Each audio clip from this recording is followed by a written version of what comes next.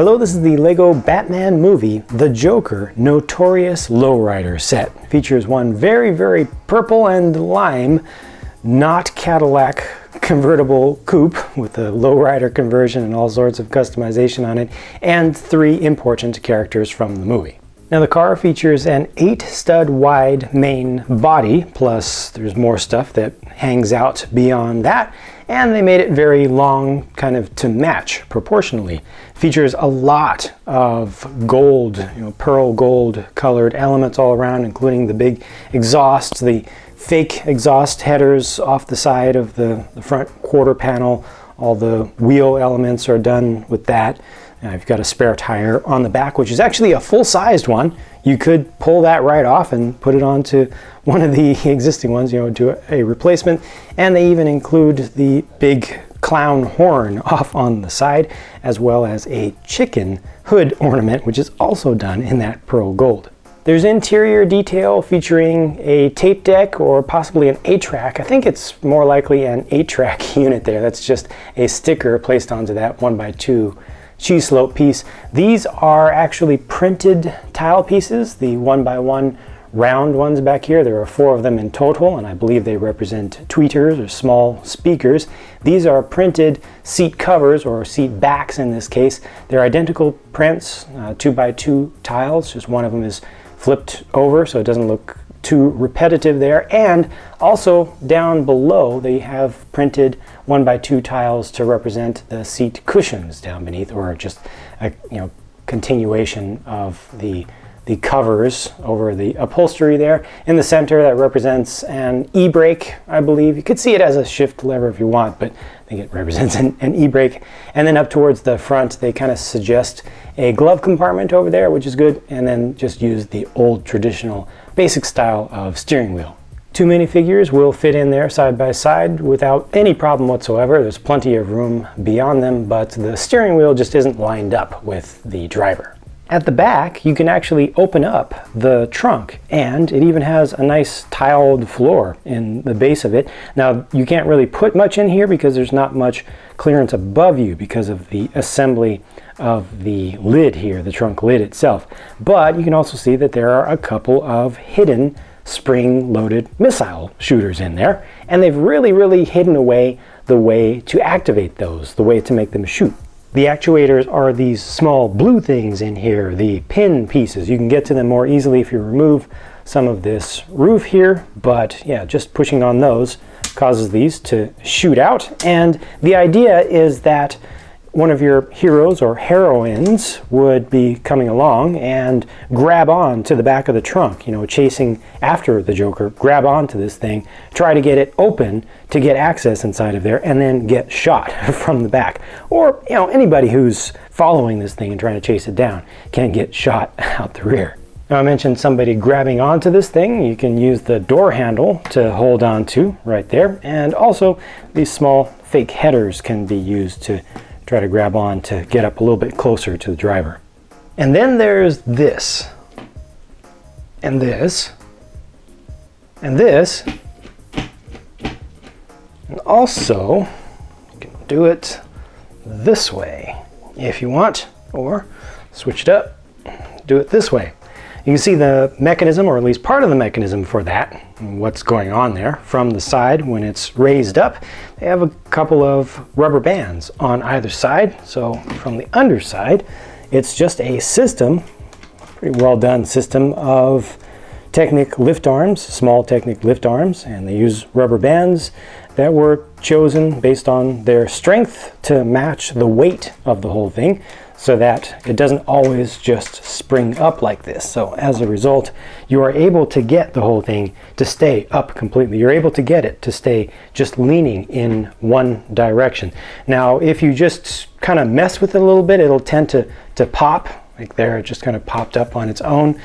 But the most important thing, I think, is that you can get it to pose in one of these places. The only one that you can't really do effectively, at least on mine, is having just the back up. So having the leaning forward kind of look, it just will not stick in that position. But otherwise, it'll stay all the way down, stay all the way up, and everything else it will stick to as a pose.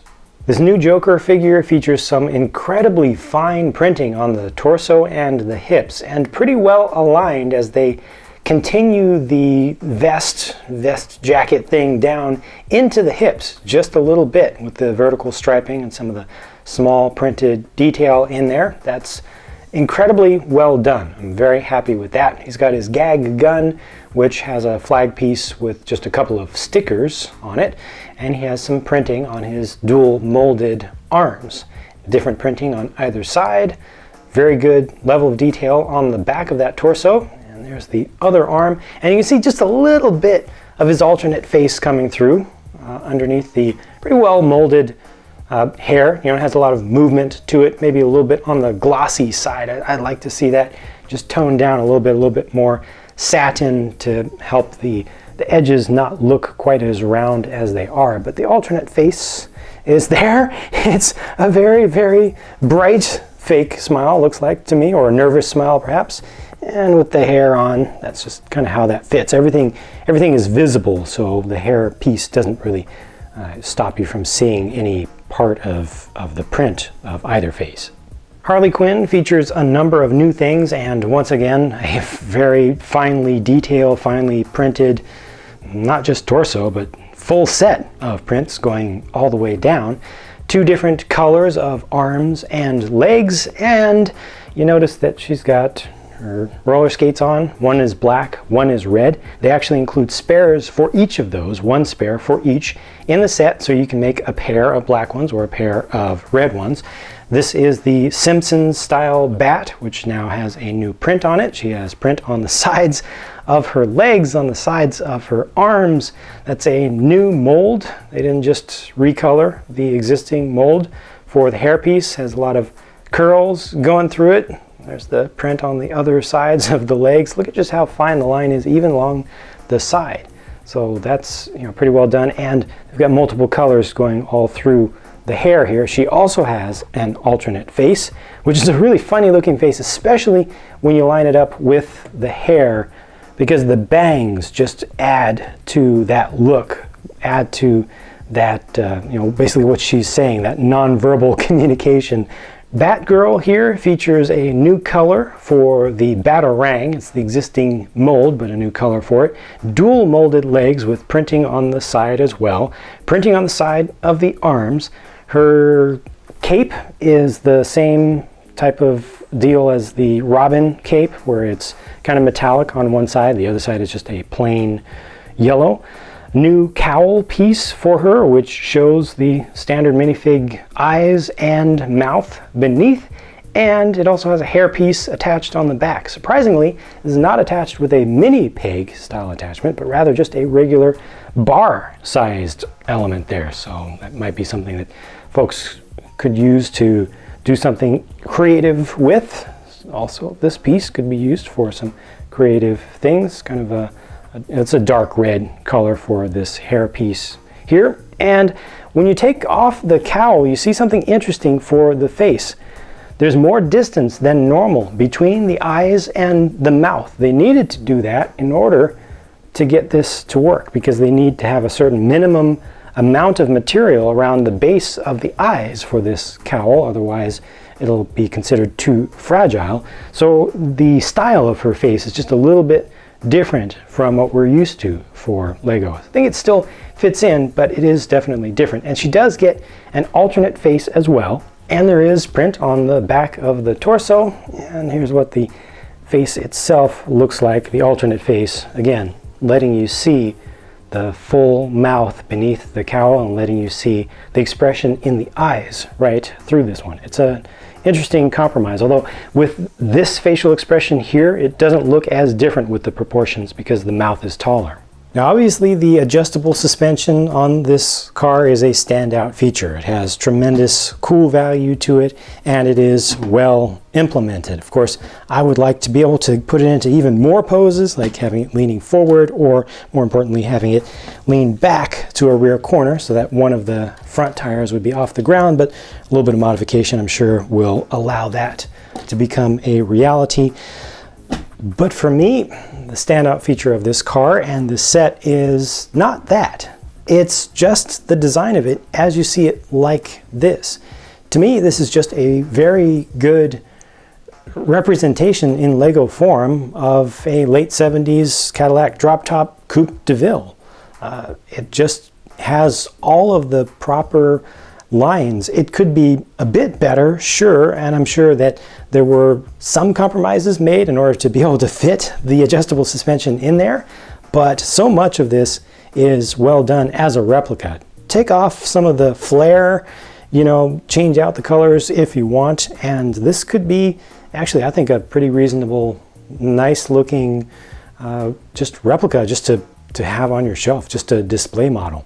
I could nitpick about really tiny things on the set, but really the only thing that bugs me personally is the difficulty of getting to the actuators for the spring-loaded shooters in the rear. They're just a little bit too buried in there. Of course, with smaller fingers, you can access that more easily. With minifigures in the way, it adds some difficulty to it. You can remove the roof, but I would like to be able to leave this there and just get to those a little bit more easily. I feel like this set gives something to a lot of different types of folks. If you're really into the minifigures, this set has 3 very good minifigures. 2 of them especially good. I think that Batgirl is the weakest of the 3, but that's not saying much because all 3 are strong. The car has fun features to it. You know, it has that comic universe wackiness to it. Obviously, the suspension is great and all, and it's just a cool looking car. With a reasonable price to part ratio, like I said, there's just not a lot I can complain about here. Let me know your thoughts though, your rants and your raves, what you like most and what you like least about this set here. Thank you very much in advance for your feedback. It's always great to hear more thoughts from more different folks, and I'll be talking to you again soon in my next video.